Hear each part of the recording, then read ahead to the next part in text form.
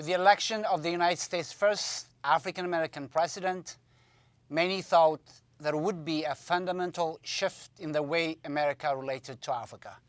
Yet, many critics have accused Barack Obama of not altering Bush-era policies towards the continent in any substantial way.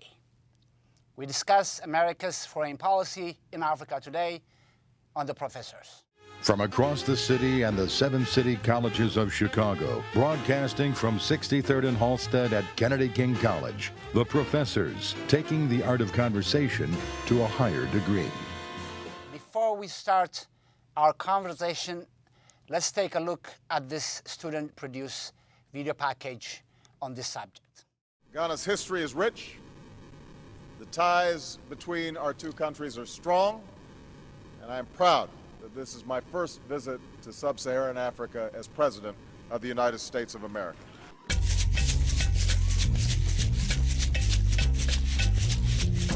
In 2009, just months after taking office, President Obama traveled to Ghana and addressed the country's parliament. Today on The Professors, a discussion about U.S. foreign policy in Africa. The current U.S. foreign policy in Africa can be traced back to President Woodrow Wilson. He pushed for the self-determination and basic human rights of people living in colonized Africa. In the wake of World War I, President Wilson's main focus was avoiding war. He was instrumental in forming the League of Nations in 1919. It was the forerunner of the current United Nations, which provided a roadmap for the decolonization of Africa. In the 1950s and 60s, America welcomed Africa's decolonization and independence. But at the same time, the U.S. was waging a Cold War with the Soviet Union.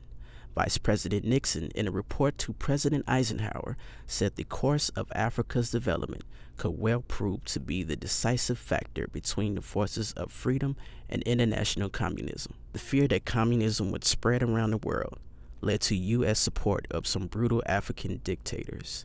Billions of dollars worth of U.S. weapons were deployed for conflicts in places such as Angola, Ethiopia, Somalia. President Kennedy did not support anti-colonial forces in Portuguese-controlled Africa because there were NATO bases located in the Azores. And while apartheid in South Africa was of great concern, the U.S. was too busy dealing with the war in Vietnam. During his speech in Ghana, President Obama acknowledged mistakes of the past. Yes, a colonial map that made little sense helped to breed conflict.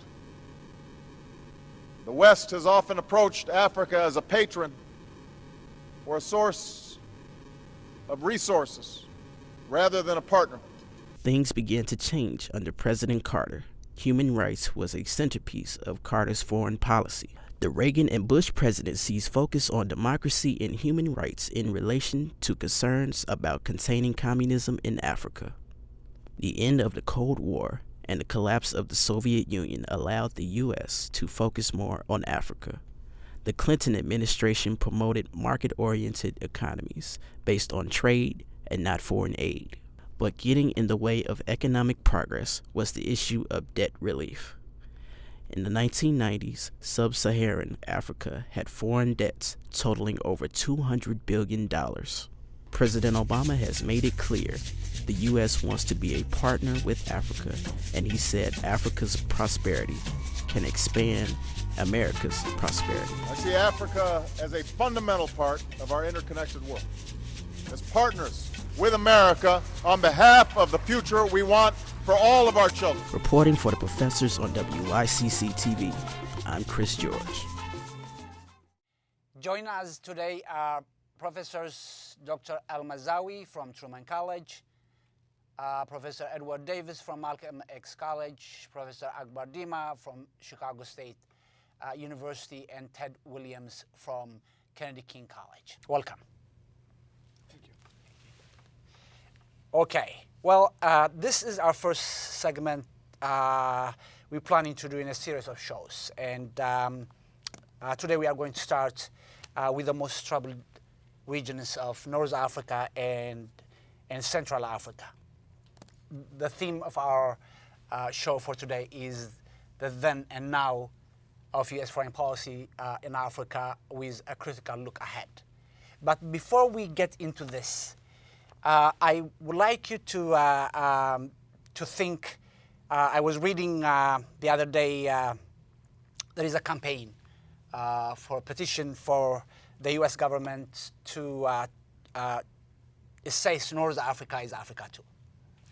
A petition for the U.S. Department to include the whole African continent under its Bureau of African Affairs. For a very long time, many African countries in the North were grouped into the Bureau of North Near Eastern or Middle East. I would like to hear your thoughts on this. It's very interesting that we look at the ways in which the Middle East and North Africa have been merged together as one sort of pan-Arab space. But this also is very interesting that the efforts of pan-Arabism or even pan-Africanism might be somewhat subdued and not very much challenged or championed in this effort. And I believe that's probably why so many people are in favor of including North Africa as part of Africa. Well, I think also, if you look at it, it's interesting because as I was watching the package that we had a little earlier, you're thinking about the question of whether U.S. foreign policy towards Africa has changed over the years. And I would argue the most significant shifts in foreign policy have been, number one, with the passage of AGOA during the early 90s in the Clinton administration, and number two, during the creation of AFRICOM under the Bush administration. Mm-hmm. And what you're seeing is that because the United States is really seeing specifically a military and strategic need to be engaged in Africa, now the game changes. And so this question of whether North Africa is part of that, the reason why people are arguing a lot around this question of North Africa is because North Africa is a security concern for the United States right now. And so it's an interesting way to look at it, but I'm not super encouraged about U.S. relations with Africa because we see the military impetus behind most of this work now, specifically when it comes to North Africa. Yeah, I want to comment on your opening statement, which is that with the accession of President Barack Obama to the presidency, the U.S. foreign policy toward Africa should change fundamentally. I don't think so. Foreign policies of nations do not change fundamentally, especially the United States, because if we look back 20 years, 25 years, there has been continuity in U.S. foreign policy, irrespective of whether you have Republican administration or Democratic administration.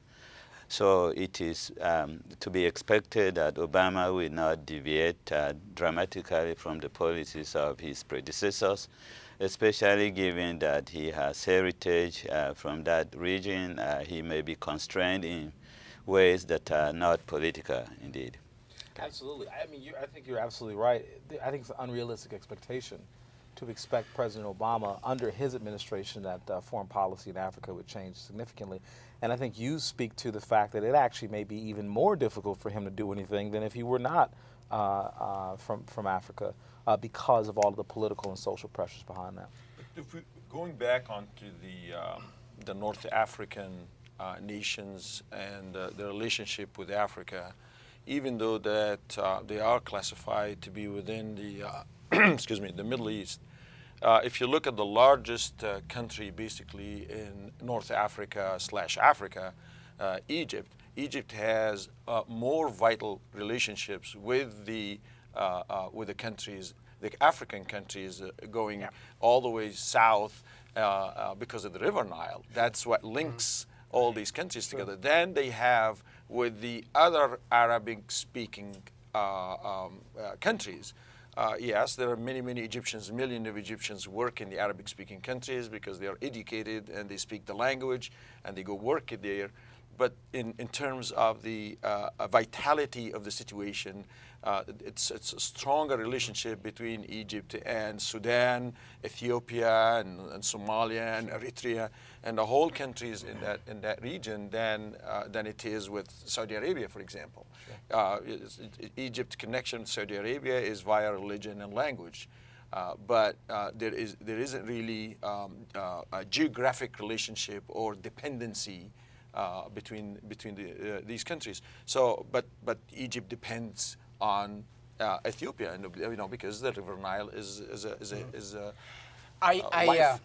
I was thinking about this, and sometimes we think, is it a carefully calculated neglect? Because it's not the Africans in the north that they prefer to be part of Middle East, and until these days, you will see during the uprising, known as the Arab uprising or Arab Spring.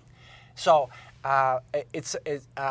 this is a good way of looking into the changes we can expect in terms of how is that Africa, North Africa, is not considered as a whole, because everything that impacts them.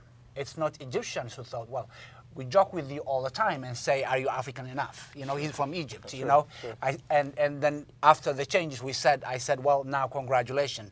I'll give you that you're Africa for sure. So I would like to start with you, since we have this as part of the North Africa. We were wondering if you could, Dr. Mazawi, start with a long history of U.S.-Egypt relations, a very long history, but we have seen the changes.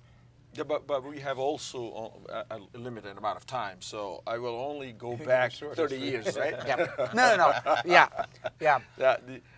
If you look at the U.S. policy towards North Africa, and I will focus the attention on Egypt to be specific.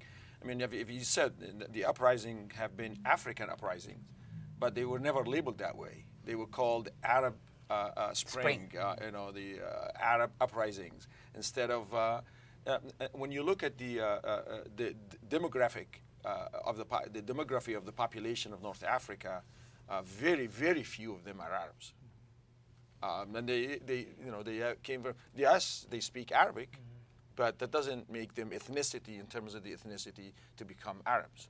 So, just to mention, you have many Berber tribes and ethnic groups and things of that nature. And even in southern Egypt, you have the Nubian people. Even in the northern Egypt, when the Arabs came to Egypt, or the Muslims came to Egypt in 22 Hijri, which was 700 and some Gregorian calendar, they left, and they left only 14 Arab tribes in Egypt at the time, which Egypt was 7 million people. I mean, what would... This is what I want to ask. Before we go into a lot of history, it's jungle out there, but very, very specific. The fall of Hosni Mubarak, right? Yes. History goes all the way to Sadat, but now this is one of the most important development is that last week they had a panel, and 60% of the Islamists known as the Muslim Brotherhood are majority. It looks like there is a strong political force about to shape, Egypt's, future. What do you see the U.S. foreign policy as we have seen it in Palestine with Hamas? Yeah. Democratic elections, Sure. but so what? I'll speak to that. Obviously, just like with Hamas, the United States is not going to fully engage with them, because of this fundamental idea that even though you're democratically elected, because we believe that that your perception is sort of a jihadist-based perception, if you will, that we're not going to necessarily connect with you. And so what's going to happen is, and I think this is sort of a negative for the U.S.-Africa relationship, is that AFRICOM and security issues are going to completely dominate. The United States is going to be very engaged in Africa now, but it'll be on security. You mentioned earlier this question of, neglect of Africa. And as a whole, in the continent, we can see historically there's been a huge amount of neglect. Where America is really learning outside of security is they're seeing places like China who are recognizing the economic opportunity that exists all throughout Africa. And if the United States does not grasp that and catch up with that, then we're going to fundamentally be behind economically and globally. So I would suggest that it will be security driven, given obviously the changes in places like Egypt. But if it's not economic as well, then fundamentally we are going to have a fundamental problem. I should also say that anytime you have Islamists or other, as we understand it, rising to power in any region of the world, U.S. foreign policymakers become very, very nervous indeed. If Muslim Brotherhood comes to power in Egypt, at the very best, the U.S. will treat it with suspicion until they understand what they are all about. We know what the history has been in the region. In the early 1990s, the Islamists won election in Algeria, and what happened?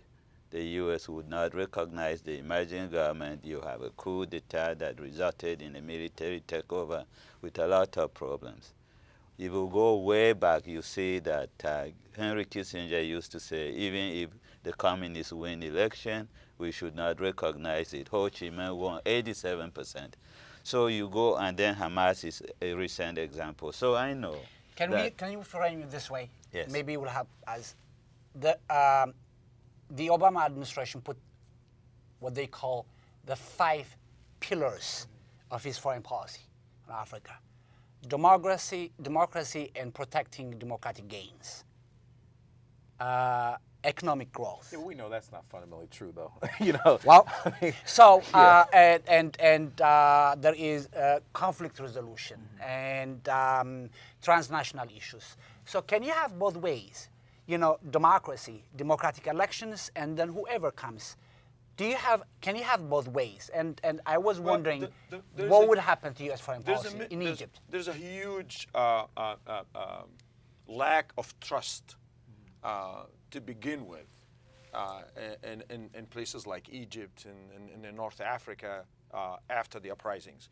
The lack of trust was there before the uprising, when the United States policy was supporting Mubarak regime, which was extremely corrupt. I mean, corrupt in a sense, people link corruption to money, embezzlement money and things like that. I just want to make sure that people understand what we mean by corrupt system. It's a corrupt to the bone marrow. It's way beyond the bones. Now, what that means, it actually took away the dignity and deprived the Egyptian people from their citizenship.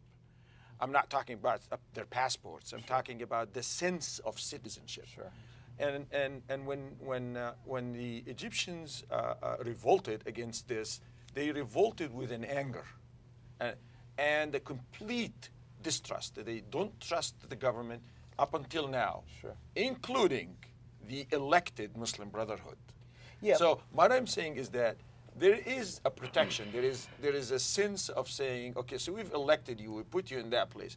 And to say that the Muslim Brotherhood has a unified views, you should actually see and watch the the People's Assembly discussions, which is 70% Muslim Brotherhood, and there is a tremendous amount of I would varying say to views. you, on top of that, one of the problems that we have in sort of fostering or pushing for developing democracy around the world, not just in Africa, but not other parts of the world, is everything that you mentioned. It was interesting that I was sitting listening to what you were saying, are the exact same problems that we have in the United States.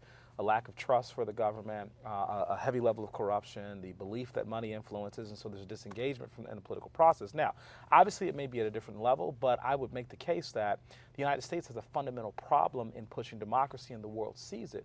So we tend to be, as Al Gore would call us, imperfect messengers, or he called himself that, right? And so I think that is why when the United States comes and says our 5 pillars, number one is democracy, the world laughs, because we know that especially in Africa, where the U.S. is engaged economically, is primarily in oil. So in sub-Saharan Africa, the United States gets they're the second largest market for sub-Saharan African oil. And 80% of our trade relationship with them is based on oil. So people see us as engaged in oil, not necessarily in democracy. And I think to go back to what you were saying about AFRICOM, if the major engagement with Africa is going to be militarily engaged, we have to look at where the military really stands and how people view military involvement versus actual political engagement and political dialogue and discourse. We'll see this part in terms of the militarization of U.S. foreign policy. as we have seen from the video package, we have seen the U.S. foreign policy was shaped and reshaped during the Cold War in that terms. And then we went into a second, what is the humanitarian intervention, which sometimes include. And now we have also the global war against terrorism. We are about to bring another topic and another region, and that is, because this is going to take a while, I just want you to give us a sense how optimistic, whoever the group comes in the top of Egypt, how the U.S. foreign policy is going to shift, because it's a challenge, it's a nightmare. But we have a failed state in Somalia.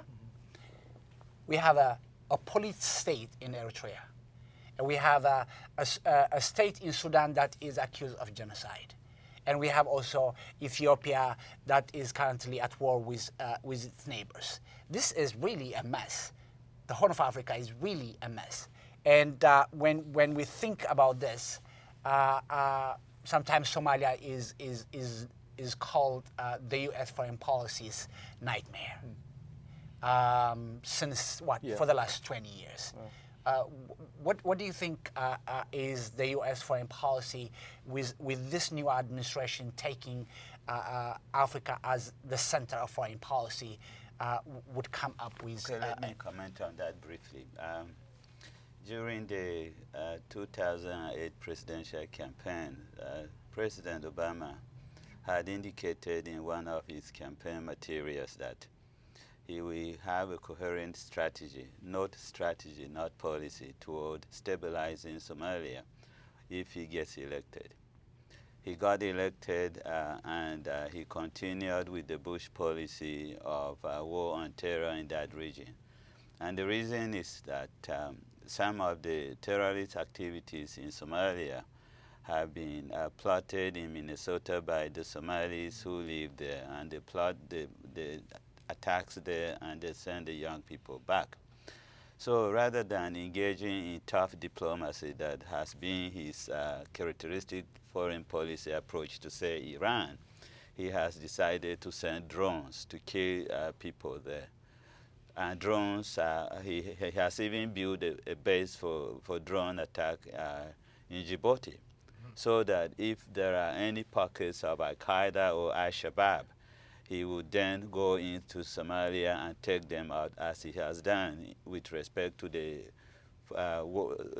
foreign workers that were there recently. And this policy goes way back. In the Cold War, as we noted from there, Somalia was geostrategic importance to the region because of the air base, and it was designed to be a buffer against communist expansionism from Ethiopia. Now we have Ethiopia going into Somalia to help the U.S. with a very weak government is supporting. And even then, the policy is contradictory in the sense that the U.S. has supported the formation of a 500-person parliament, but is still working with the war laws in other regions to undermine what is happening. Exactly. So there is lack of trust, as you pointed out. I don't think we know how to deal with these things. And I think that we're dealing with it in the wrong way. We are looking at these issues, as you've said, the militarization of the foreign policy. We have everything. It's the cowboy mentality. We go in, we are ready in any conflict to throw the gun. And going back to your point about economics, economic development, we don't want to deal with economics as the carrot and the stick anymore. You know, here's the thing, you're riding and then you're having the carrot on the stick, and then you want that nation to go in the direction that you set for them.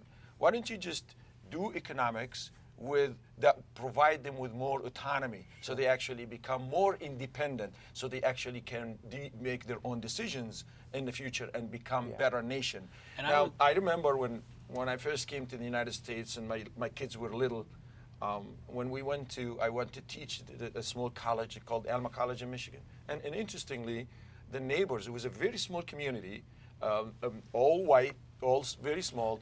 We were the only probably foreigners in that place. And all the neighbors used to bring pies for the kids and all kinds of good things with no strings attached. Do you see this? And we can follow, become America the should bring good good neighbor. pies. We can be the good neighbor. Makes sense. You know what I mean? Yeah. And people eventually will realize, wait a minute, we've been helped by this for a long time, and we've been developing and progressing.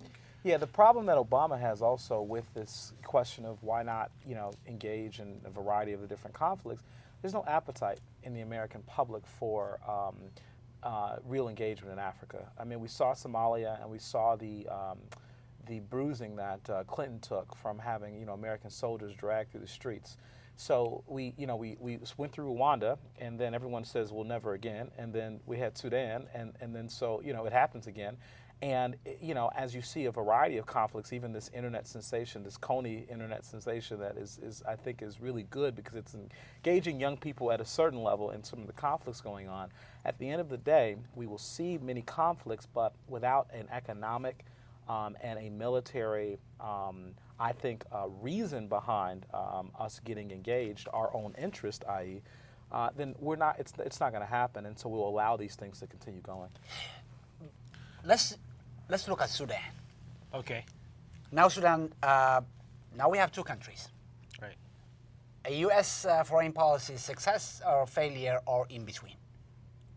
Well, I think if we look at Sudan, we have to look at this question that we raised at the beginning of the show, as far as splitting Africa into the northern region and then sub-Saharan region. And Sudan falls into that category. South Sudan falls into that category quite well. But I would have to say, as an anthropologist, what I see people not doing so much with respect to Africa is actually looking at individual ethnic groups and what they are, what they can contribute to the conversation, and with respect, actually going in and definitely looking at tradition, at the clans and how they developed politically over thousands of years to actually understand how we can engage politically through true political dialogue.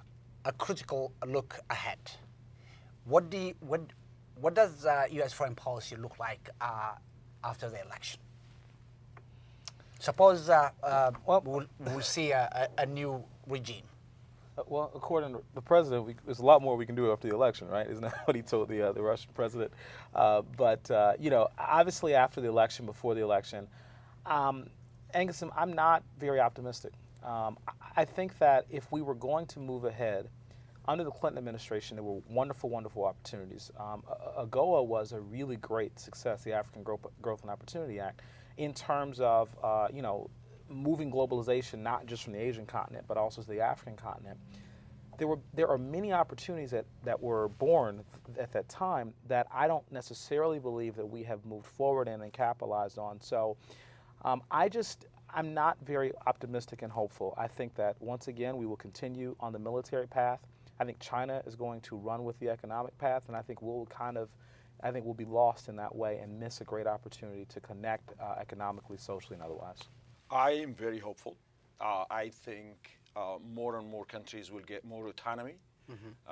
They will realize pretty quickly that freedom isn't free, and it's not as easy as they think, because now the decision is in the hands of the people, and I'm very, very hopeful because nations learn from each other and learn from within too.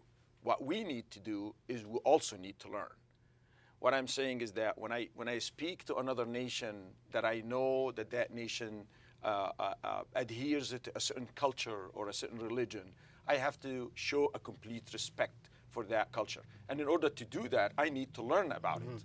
But I don't send someone that is clueless to talk to them.